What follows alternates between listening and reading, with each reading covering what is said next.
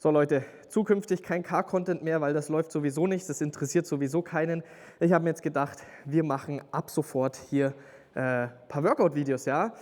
So viel Dummheit, wie in der Menschheit frei rumläuft, ist echt faszinierend.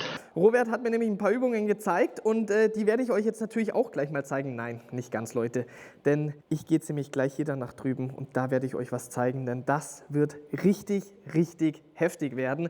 Also ich meine, das ist ja schon richtig geiles Gym, ja, aber jetzt gehen wir mal hier in die Richtung, denn das, Leute, zieht euch das mal rein. Oh mein Gott.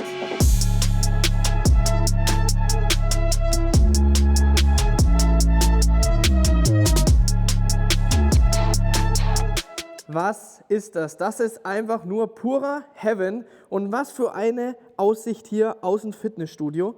Und ja, ich würde sagen, weil da geht es nämlich bis da nach hinten weiter.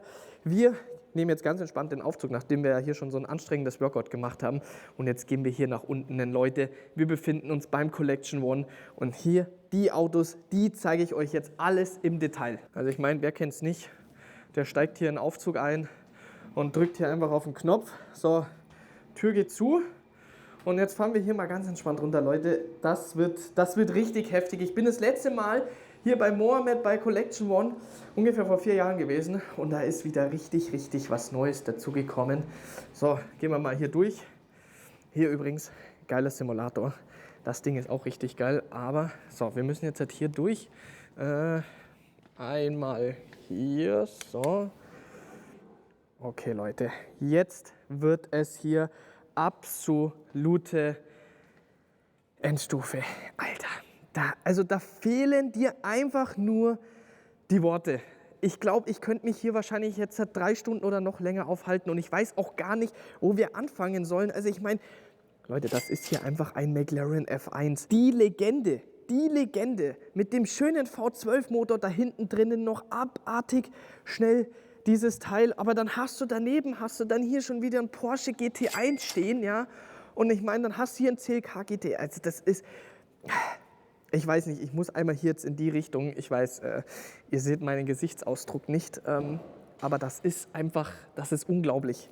Ah ja, jetzt gehen hier ganz entspannt die Türen hier vom Speedtail auf, vor allem, zieht euch das mal rein, alles Carbon. Grünes Carbon mit diesen Felgen da dazu. Das ist schon Endstufe. Das ist wirklich Endstufe. Heieiei, und das ist ja eben sozusagen der Nachfolger hier Speedtail vom F1, weil wir nämlich hier auch diese 3 Sitze da drinnen haben. Ich möchte jetzt da nicht die Tür aufmachen, weil ich meine, Leute, wir sprechen hier mittlerweile von einem Wert von um die 20 Millionen Euro. Das ist einfach nur völlig krank. Übrigens, das muss man auch hier kurz erwähnen, einfach mal so ein geiles Pagani Zonda Cinque Motorrad. Hier die Legende SLR 722. Okay, so, wir machen weiter. Also wir haben jetzt hier den McLaren F1 gehabt. Dann haben wir hier den Porsche GT1. Einfach brutal. Zieht euch das mal rein. Zieht euch das mal rein mit diesen riesen Heckflügel hier. Leute, das wird heute ein längeres Video, denn da hinten stehen noch so viele Autos. Aber ich denke, das ist es wirklich wert. Dann machen wir weiter, gehen wir mal hier durch. Und da kommen wir jetzt zur absoluten Mercedes-Legende. Und zwar hier Mercedes CLK GTR. Limitiert auf 25 Stück gewesen. Es gibt 20 Coupés und dann gibt es noch 5 Roadster. Das ist einfach eine absolute Legende. Zieht euch das mal rein, wie hier die Türen aufgehen. Ja, das ist hier, sehen wir schön, Nummer 10 von 25. Einfach nur krank, das Ding. Einfach nur abnormal brutal. Ich meine, wir könnten jetzt hier auf jedes Auto eingehen, aber dann, glaube ich, wird das Video 3 Stunden lang, weil ich meine, hier geht es schon weiter. Da haben wir einen Pagani und zwar den sogenannten Zonda Ether. Ich weiß jetzt nicht, wie viele Stück es davon gibt, ob das jetzt ein One-of-One-Modell ist oder ob es davon mehrere gibt. Aber ich meine, das Ding ist halt einfach, du hast hier diesen 12-Zylinder. Das ist ja komplett hier einfach alles aus Carbon. Das ist brutal. Das ist brutal. Bitte entschuldigt meine Filmkünste heute, Leute. Ich weiß, der Robert ist nicht mit dabei, aber zieht euch das rein. Diesen Innenraum mit diesen roten Nähten. Ich hoffe, dass das einigermaßen hier alles auf dem Video rüberkommt. Und übrigens, das ist Roadster-Version. Das ist halt krank. Das ist halt abnormal krank. Ich glaube, der wurde damals, da steht sogar im Netz drinnen, für um die 7 Millionen gekauft, was eigentlich völlig abnormal ist. Ja? Und jeder eigentlich gesagt hat, der Mohammed, der spinnt, ja. Aber ich meine, das Ding ist jetzt halt schon über 10 Millionen schon wieder wert. Das ist einfach brutal. Genauso auch dasselbe Thema nochmal F1. Ich glaube, der wurde damals für 6, 7 Millionen gekauft und jetzt reden wir von knapp 20 Millionen, je nach Zustand von diesem Auto. Hier Speedtail sind wir jetzt schon kurz eingegangen. Für mich nicht so mein Geschmack, muss ich ganz ehrlich sagen. Noch so geil ist hier in dem grünen Carbon ist und Innenraum und alles. Dasselbe gilt auch hier leider für den 11er, wobei ich sagen muss, hier Spec ist sehr, sehr geil. In diesem matt Purple das Ganze und mit diesem weißen Innenraum, das erinnert mich sehr an meinen RS e-tron GT, vor allem auch geil hier. 12 Uhr Markierung in weiß gehalten, ist auch geil. Hier einfach noch alles schön abgeklebt. Was halt geil ist natürlich hier mit der Auspuffanlage, wie das halt hier da schön. Das ist natürlich schon sexy, aber trotzdem Stirling Moss ist halt einfach für mich die Legende und hier, das ist auch. Ich meine, kennt ihr ja McLaren, Senna, hier auch vom Spec her richtig, richtig geil in so einem ja, dunklen Lila. Und wir sehen auch hier schön diese Carbonschicht. Ich muss so aufpassen, Leute, dass ich hier jetzt nicht, weil ich meine, schaut mal her, hier ist einfach der Königseck neben mir. Ich will hier nichts kaputt machen. Ja, ist schon geil. Ist schon geil und ich meine, dann gehen wir wieder in die Richtung und dann haben wir hier einfach Königseck Agera RS, auch vom Spec her ultra, ultra geil. Vor allem hier, wie du hier schön das ganze Carbon siehst, diesen Flügel, das Ding steht auf jeden Fall noch auf meiner Liste, das Ding zu fahren. Auch hier sehen wir hier schön diese ganzen Carbonfelgen.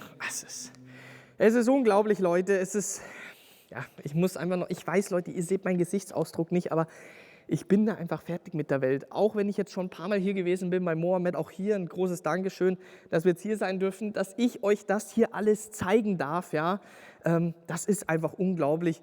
Geht's hier weiter, Bugatti Veyron, auch geil, in dem Blau, innen mit, ja, wir sehen es hier, ich will jetzt nicht jedes Auto aufmachen, mit dem roten Innenraum. Hier die Legende McLaren P1, kennt ihr ja, auch hier mit dem roten Innenraum, sehr classy gehalten, muss man sagen, Silber, Rot, finde ich richtig, richtig schön. Hier Bugatti Chiron, haben wir hier auch schönes Vollcarbon, einfach brutal. Hier sieht man es noch schöner. Wenn nämlich die Sonne drauf scheint, zieht euch das mal rein. Bist du bescheuert? Mit dem hellblauen und dunkelblauen Innenraum, blaue Nähte, das matcht schon richtig, richtig gut. Hier, einer meiner Lieblingsautos, 675 LT, richtig, richtig geil. Genauso auch hier 600 LT. Auch richtig geil, vor allem hier haben wir noch zusätzlich das Roofscope mit dazu. Ich glaube, das kostet so um die 30.000 € nochmal Aufpreis. Auch schön, richtig schön hier in Babyblau das Ganze gehalten. So, weiter geht's. Jetzt wird es hier richtig brutal. Maserati MC12. Boah, dieser 12-Zylinder, dieser Klang.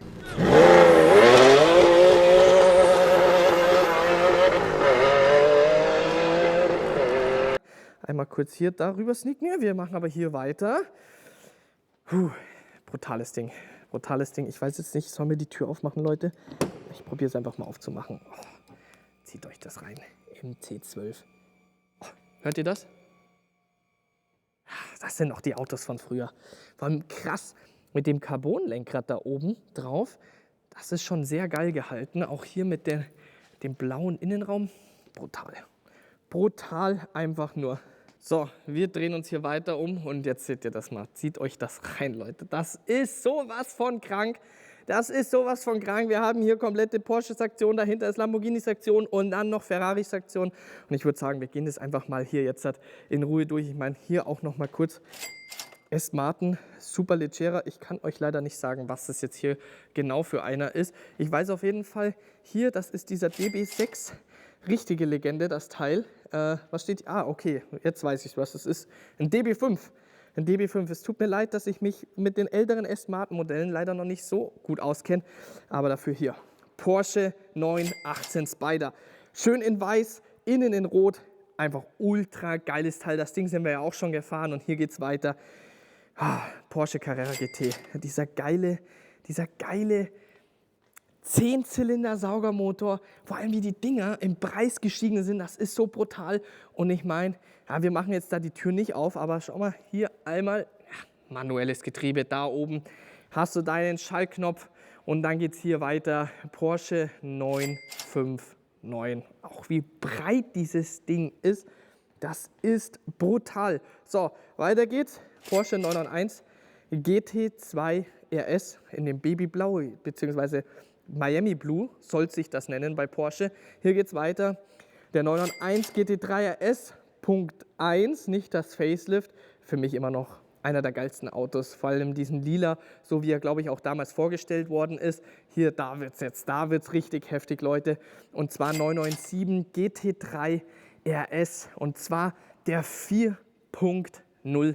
Leck mich doch echt fett. Zieht euch dieses Heck da rein, das ist einfach so sexy, auch hier. Boah, brutal. Weiter geht's und zwar, da kommen wir später dazu, noch dazu. Hier machen wir erstmal Porsche hier fertig. 997 GT2 RS, auch brutales Monster in weiß, genauso wie dann hier daneben 996 GT3 S. Das Ding hat halt einfach gerade mal 200 Kilometer drauf. Also Mohammed, wenn du das Video anschaust, ich bin gerne bereit, ich fahre dir das Ding ein, es ist kein Problem. Du kannst es auch nach Deutschland schicken, weil da können wir auch ein bisschen, ja, sagen wir mal so, ein bisschen mehr freien Lauf haben wir da, ne? Auch absolute Legende, RS 3.8. Vor allem diese, zieht euch das rein. Also das muss man echt mal kurz zeigen. Diese fette Frittentheke da hinten drauf. Brutal. Brutal einfach, Leute. Das ist wirklich Legende. Jetzt gehen wir einmal hier nach hinten, bevor wir zu den Lambos und zu den Ferraris kommen. Und zwar hier, da denkst du auf den ersten Blick, das wäre ein Lotus, aber das ist ein Hennessy. Vor allem das Ding ist brutal lang, brutal breit. Schon ein geiles Teil. Schon ein geiles Teil. Und dieser Flügel erinnert mich nämlich so ein bisschen an den Ford GT, der nämlich hier steht. Hier ist der alte Ford GT und hier der neue, auch ein absolutes Monster. Daneben eine, ich weiß es nicht, Salen S7, das Ding kenne ich noch vom Videospiel von früher, bin ich gefahren. Höchstgeschwindigkeit ist bei dem einfach nur brutal. So, wo geht's weiter, Was machen wir hier? Wir haben Rolls-Royce da hinten, ja. Und hier bedeutet Mohammed Collection One, hier wird auch der Mercedes AMG One kommen. Ist auch ziemlich geil hier. Silber auf schwarz übergehend, ja. Ja, ich meine, kennt ihr ja das Auto, GT Black Series, einfach unglaubliches Monster. Und ja, hier hat er sich was Spezielles einfallen lassen. Und zwar ist das hier SLR, aber komplett auf One-of-One von McLaren, von MSO umgebaut. Und jetzt zieht euch das mal rein. Ich weiß nicht, ob das auf dem Video rüberkommt. Das sieht man jetzt halt leider nicht, weil du hast hier einen Perleffekt, dieses Lila. Und jetzt zieht euch das mal rein, wie das hier auf schwarz übergeht. Die Spiegel sind da schon in schwarz lackiert, aber hier dieser Übergang, ist das krank. Ist das krank. Auch dieser Flügel da hinten ist noch mal ein bisschen anders. Ich weiß jetzt nicht, sollen wir uns trauen aufzumachen? Wir probieren es einfach.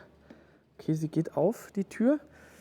Innen, ja, innen ist alles Serie gehalten, aber hier sehen wir jetzt noch mal schön MSO, wobei das hier auch jetzt alles Alcantara ist. Das ist schon krass. Das ist schon richtig krass. Also ja, theoretisch müsste ich ja eigentlich wissen, dass da kein Softclose ist. Jetzt ist sie zu. Also theoretisch könnten wir unseren SLR auch umbauen lassen, aber ja, nee, den lassen wir so. Das bleibt schön SLR 722. Und jetzt gehen wir einmal hier so durch und jetzt gehen wir dahinter. Was da in der Ecke noch steht, hier nochmal Ford GT. Leute, ich sag euch, ich könnte hier Tage, Wochen verbringen. Ich könnte hier eigentlich auch einfach einziehen. Ich kann auch einfach den Hausmeister hier spielen und einfach die Autos bewegen. Aston Martin Speedster, brutal in diesem mattgrau, finde ich richtig geil vom Spec her. Innen drinnen mit Orange übergehend, Hammer. Hammer Spec, auch orangene Bremssättel. Monsterding, das Ding würde ich auch auf jeden Fall mal gerne fahren. Sieht richtig, richtig gut aus. Dann haben wir hier Noblet, das kenne ich auch noch vom Videospiel. Ich glaube, bei Need for Speed oder so bin ich das Ding gefahren. Und ja, jetzt kommen wir hier zur Ferrari-Section. Ganz wichtig erstmal, der Fiat, der muss natürlich hier neben einem Monster stehen. Ja, aber ist ja klar, warum soll man sich einen Monster zulegen, wenn du kein Fiat hast? Also das ist ganz wichtig, dass die beiden nebeneinander stehen. Ja, ist ja hier wie beim Elva, wie beim Stirling Moss, wie beim Aston Martin Speedster, bedeutet, wir haben vorne keine Scheibe. Ist schon geil. Wobei man aber sagen muss, jetzt zieht euch das mal rein und das ist mir schon mal aufgefallen. Das ist halt, also es tut mir leid, für den Preis, was ich hier für diesen Monza SP2 zahle. Und dann hast du hier einfach Fensterheber, ja, und die ganzen Knöpfe von dem 458. Und das ist einfach, also das muss man, tut mir leid, das muss man einfach sagen, noch so geil dieses Auto ist, ja, wobei es jetzt nicht so unbedingt mein Geschmack ist, da finde ich diesen S-Martin Speedster viel, viel geiler, ja. Ich finde es halt einfach schade, warum mache ich da lauter Plastikknöpfe rein, weil wenn wir nämlich kurz rübergehen zum S-Martin, jetzt zieht euch mal da die Verarbeitung rein. Das ist eine komplett andere Liga. Zieht euch das mal hier rein. Diese ganzen Knöpfe, das ist halt einfach, ja, nochmal hier von der Verarbeitung her einfach besser. Ja, es ist ein Ferrari und das Ding ist extrem geil, aber trotzdem hier einfach das Ganze in Plastik gehalten. Also ich weiß nicht. Ich finde, da hätte man sich ein bisschen mehr einfallen lassen können. 8/12 Kompetitionen haben sie es ja richtig, richtig gut gemacht. Übrigens, das Auto kommt hier auch noch, steht allerdings jetzt gerade noch nicht da und ihr seht, es ist einfach hier komplett alles voll. 599 GTO finde ich auch ein unglaublich geiles Teil. Machen wir erstmal die Ferraris fertig. Hier legendär der GTO und dann kommen wir hier, ja, ich meine F40 und da sehen wir halt einfach jetzt mal hier daneben den F50 und wenn du das vergleichst, wie viel eckiger, kantiger das Ganze gehalten ist zum F50 und es ist immer wieder F40. Die Liebe schlägt für mich definitiv für den F40, auch wenn wir hier beim F50 haben wir den 12-Zylinder drinnen, aber trotzdem, ich finde halt einfach vom Design her ist der F40 sowas von deutlich mehr gelungen als hier eben der F50. Weiter geht's hier, Ferrari Enzo, leck mich doch echt am Arsch, oder? Leck mich doch echt am Arsch und wenn das nicht reicht, dann muss natürlich der LaFerrari auch noch her. Es ist unglaublich. Es ist einfach unglaublich, Leute. Zieht euch hier das Ganze rein. Ich hoffe, meine Filmkünste kommen einigermaßen rüber. Ja, aber ich meine, das Wichtigste ist, dass wir hier die Autos sehen. Und da seht ihr, Leute, das ist halt wirklich so ein Thema. Die Autos, die werden hier richtig gepflegt, gewartet. Man muss dazu sagen, der Besitzer fährt nicht mehr so oft mit den Autos, nicht weil es für ihn zu schade ist von den Kilometern oder sonst was, sondern ja, ihm fehlt die Zeit, ihm fehlt so ein bisschen die Motivation. Ich versuche natürlich schon mein Bestes, ja, dass ich sage, bewegt doch die Autos mal wieder öfters. Oder wie gesagt, also ne, ich bin jederzeit bereit. Ich bin jederzeit bereit, auch mal hier ganz entspannt so einen Lamborghini Reventor zu fahren. Auch einfach brutal. Ich glaube, davon wurden auch nur 20 Stück gebaut. Ich weiß es nicht. Schauen wir mal, ob da offen ist. Ich will ja nicht jedes Auto... Oh. Ach Gott sei Dank, das ist nicht hier Alarmanlage gewesen. Also ich hoffe zumindest nicht. Irgendwas tut da. Machen wir besser. Ich glaube, wir machen besser wieder die Tür zu. Wir wollen ja nichts kaputt machen. Wir machen besser. Oh. Ja, da bellen die Hunde gleich da draußen.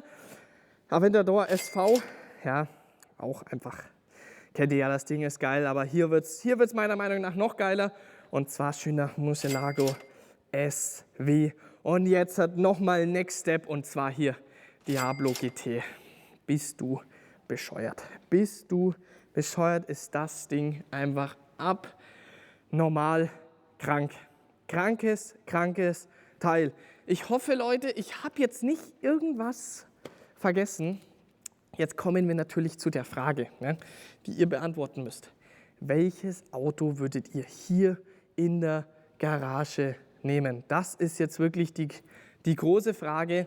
Wir gehen es einmal nochmal hier im Schnelldurchlauf durch. Wir haben hier die ganze Ferrari-Sektion angefangen. LaFerrari, Enzo, F50, F40, GTO, 599 GTO, Monza, hier der Fiat, S-Martin Speedster, Noble, Diablo GT, Murcielago SV, Aventador SV, Reventor. Du kommst einfach nicht hier hinterher. Die ganze Porsche-Sektion, angefangen vom Carrera RS, hier 996 GT3 RS, GT2 S 997 RS 4.0. Dann haben wir hier den Hennessy Ford GT Black Series, hier der neue Ford GT. Dann Salen, übrigens, was ich vergessen habe zu sagen, den habe ich euch gar nicht gezeigt. Und zwar hier der Rennwagen 620R, dann hier wie gesagt der SLR.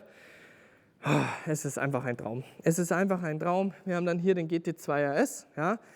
Dann hier auch 959 Carrera GT, 918 Spider, das ist einfach so krank. Hier MC12.